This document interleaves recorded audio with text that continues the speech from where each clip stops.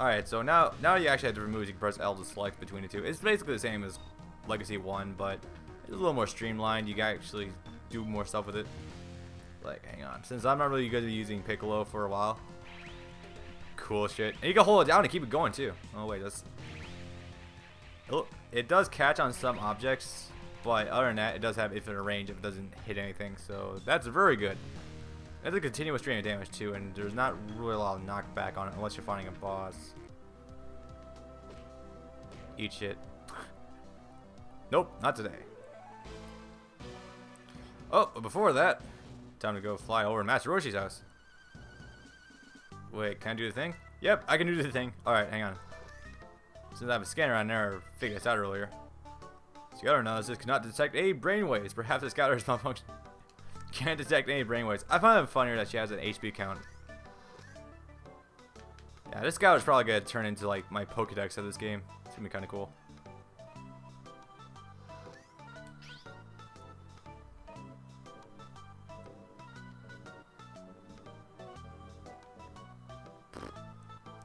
Wait, go back up. It's like was once a student in martial arts, Master Shen. Yeah. That was a thing once upon a time, but sadly no longer. Got a thing for Oolong? Oolong is a pig. Really? Now it's in the case that Oolong is smarter than the average swine. My, your analysis is riveting. 87 HP? Come on, he should be like jacked. Well, that's probably gonna be like a really lengthy thing here. Alright, so this is, I actually looked this up before and this is weird. Alright, so it says historic texts from hundreds of years ago speak of a turtle hermit known as Roshi, but it is impossible that this man is the same man. Most likely he has assumed a turtle hermit's name. Roshi is famous for his Kamehameha technique. Implying Master Roshi is that old, which I actually would not be surprised about. Spin Punch. Yeah, it's pretty much goes for every character you can play as in a game, except Hercule, but yeah, so that's kind of cool. Oh my god, the fucking audio cues in this game are so close to getting into the anime. Alright, but before I move on, yeah! How to do it. How to do it. Since Marin is really like never shown ever again in the show. Like just for like a couple episodes and that's it. Which even though, 18's still hotter. Just saying. Yeah, same dialogue though. Alright, super kick. Well, it's just essentially just a forward moving attack. Actually, nice to see if the spin punch is good for crowd control at all. Kind of lame, but then again, Gohan is really not gonna be good until he gets other moves. All right, so anyway, Masenko. This is an interesting technique because it actually managed to like supersede some elevation. So like, say I throw it like this, which you can hold it down to like two different. Let's see. You just tap it once, it goes like a short distance. Hold it down a little bit, it goes a medium distance. Hold down long, and it goes a really good distance. I think it's like somewhere between like 3 or 4 ranges, maybe close to that. All right, so I'm gonna be coming back later here with Vegeta, but that won't be for a while. Actually, no, that's not true. That will be pretty quick. Excuse me. Day of Judgment's upon us. All right.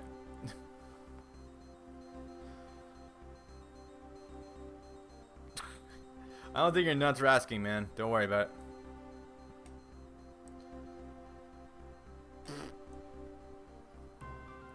I like how pathetic looking Yamcha's portrait is in this game. It's so good. Ah, Goku, you managed to nail the first try.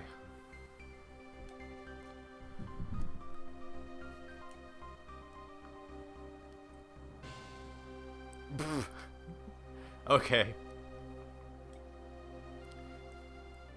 Well, Goku is kind of psychic to an extent. It's really hard to like describe because there are several instances where Goku can like tamper with people's minds and read their emotions. Yeah, Goku's ability, like from the Namek Saga onward, is just strange. Anyway, Yeah, I'm actually surprised Vegeta's in here right now, but then again, he's kind of in space doing stuff right now.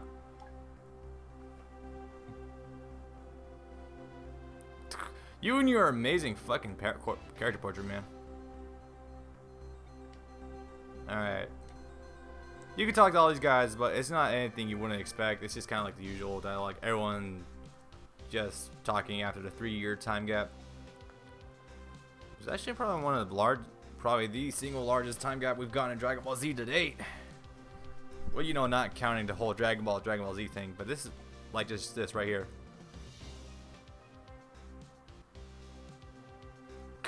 You can just tell he's kind of like, yeah, androids. That's a good one. Come on, guys. Maybe the androids just were running late. Who knows? Maybe traffic is bad.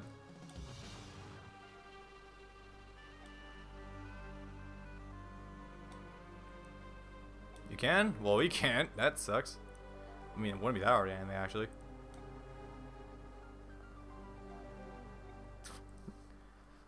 Again, I don't really have much to say right now. It's kind of just like establishing all the stuff that we knew about beforehand. Well,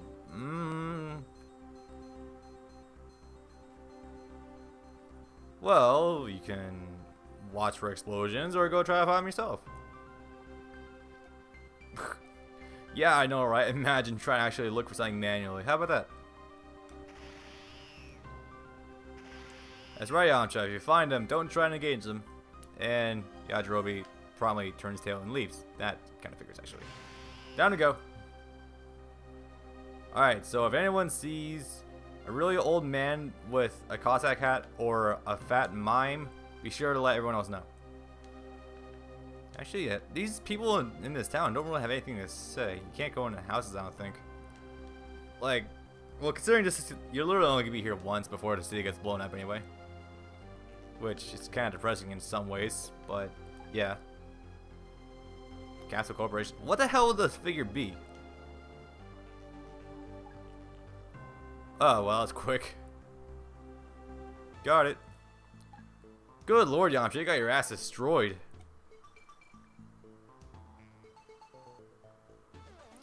Alright, so it turns out we aren't... In this timeline, things have changed since Trunks decided to come in and tamper with the past. So now instead of fighting Android 17 and 18, we're instead encountered with an old man and a clown.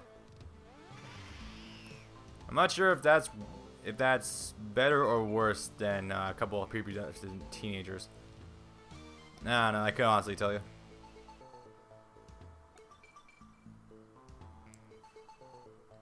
Yeah, it makes a good point, actually.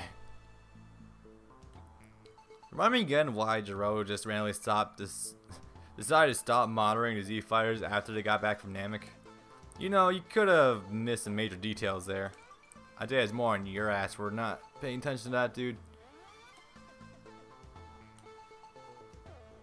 I mean, come on, if you're calculating for Goku's Kaioken form back when he fought Vegeta, and you're calibrating for that, you're kind of missing some very important details, like even just Goku's training from Earth to Namek. That's kind of a substantial difference right there.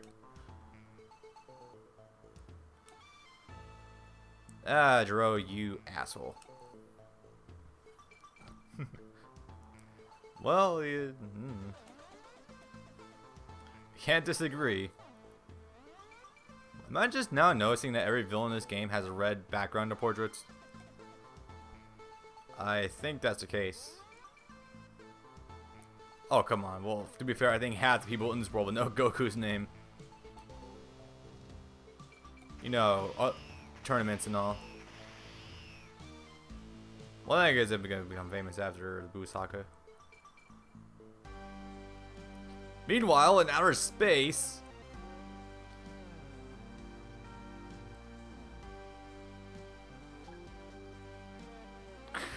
I just like to reiterate Frieza's statement. I can breathe in space and you can't, monkey.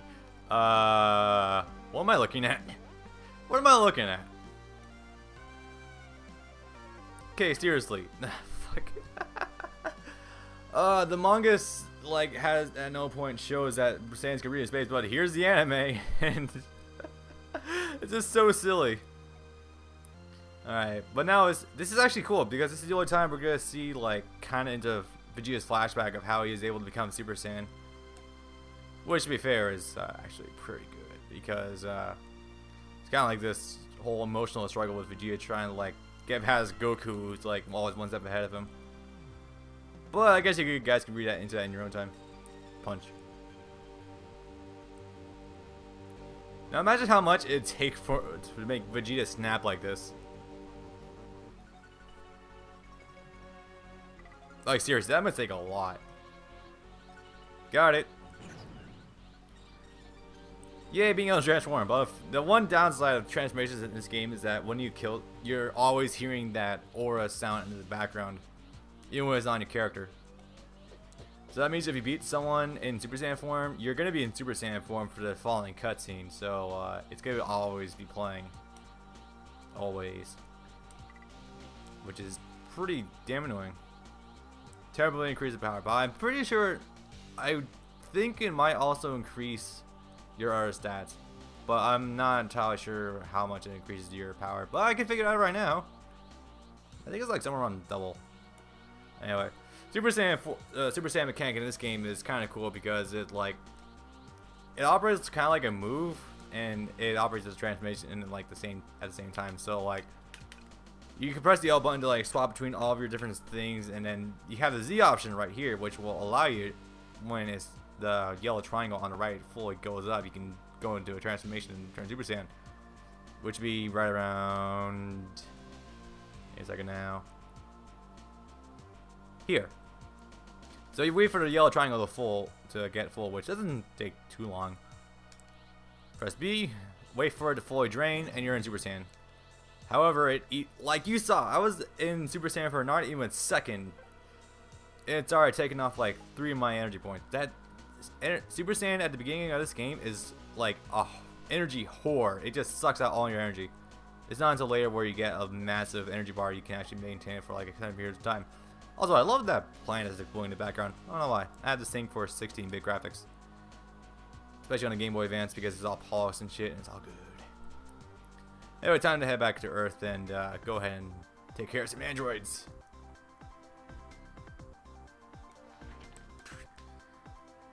Yeah. Also, this is also gonna be coming. Like before this, I'm aware that it was kind of like a long. Like I think so far I'm sitting on like 6 parts of just filler, just trying to actually get this game started. However, trust me, as a oh yeah, whenever your characters are selectable, they just appear like this with the backs turned.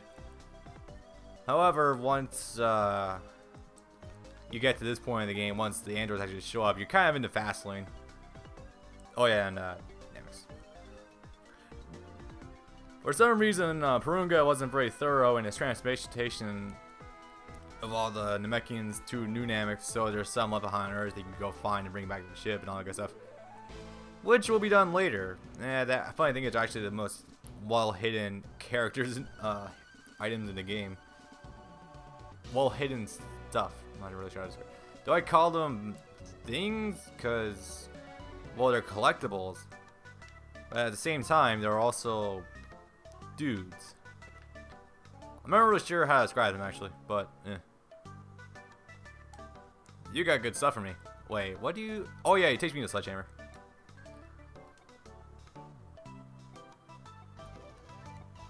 Unfortunately, I don't really think these are too viable in like certain situations outside of just, you know, just mailing the fuck out of someone, which, okay, that's a terrible way of putting it actually. I don't think it's very good in stuff like boss fights. Or you can't just achieve the same results by doing other things like easier. I guess that's the best way to describe it. But anyway, welcome to the first difficulty spike of the game. Trust me guys, there's going to be quite a few of these. Also, Goku's kind of about to get his ass kicked.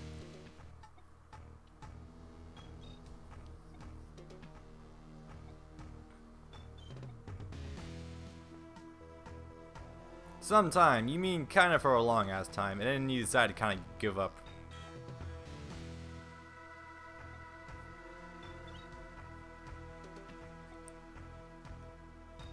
There's not much to know, man. I mean, if Kid Buu could learn it just by watching him, you're not really doing a lot.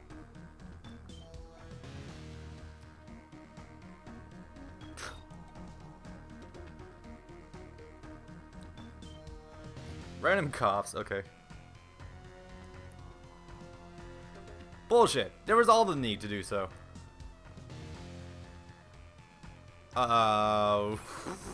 Okay. Yeah, you're kind of off by like a few thousand% of power. Frankly, it's amazing that these androids can actually compete near Super Saiyan level, but damn.